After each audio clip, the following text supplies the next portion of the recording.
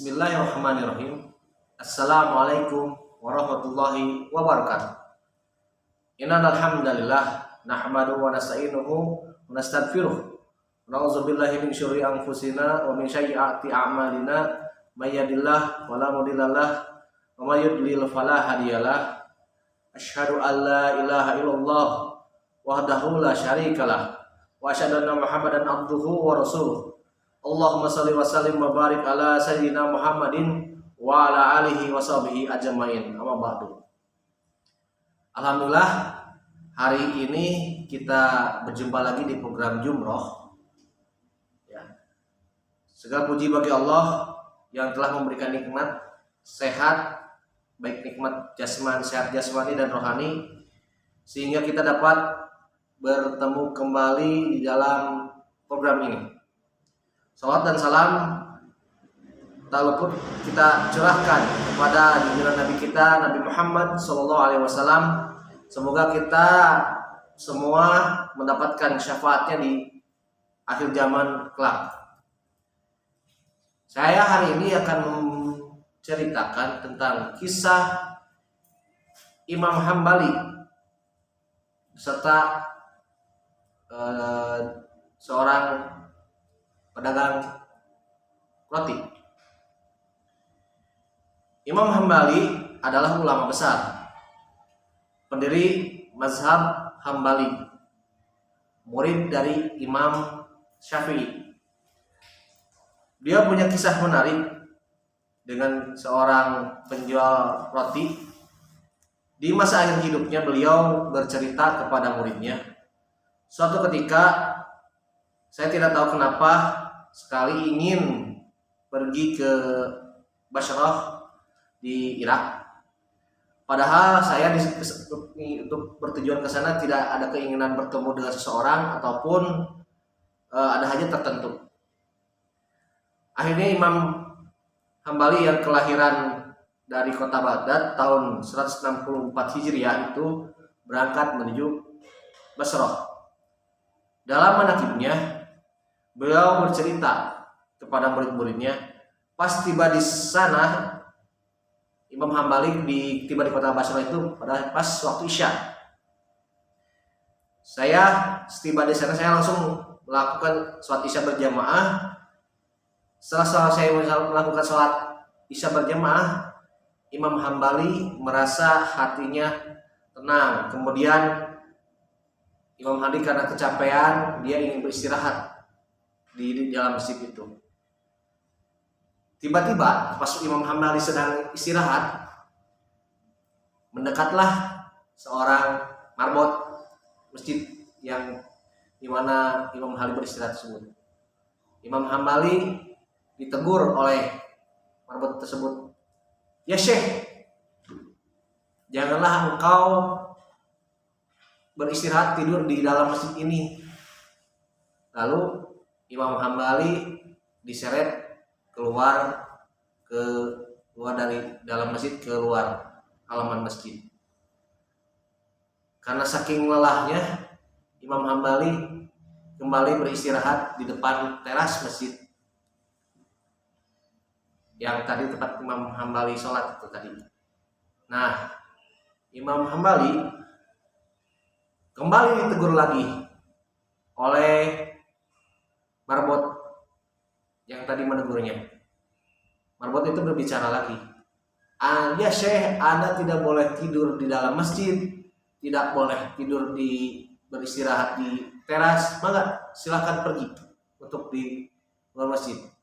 Sambil merasa lelah, terpaksa Imam Hambali pergi keluar dari wilayah ruangan, ya dari lingkungan masjid. Sambil berjalan, ada seorang tukang roti yang berhadapan rumahnya dengan masjid tersebut, lalu memanggil, "Ya Syekh, kemarilah, Anda diperbolehkan untuk istirahat di rumah saya." Sambil mengucap alhamdulillah, akhirnya ada tempat untuk beristirahat. Sambil duduk, sambil berduduk, Imam Hambali berbincang-bincang dengan si penjual roti tersebut.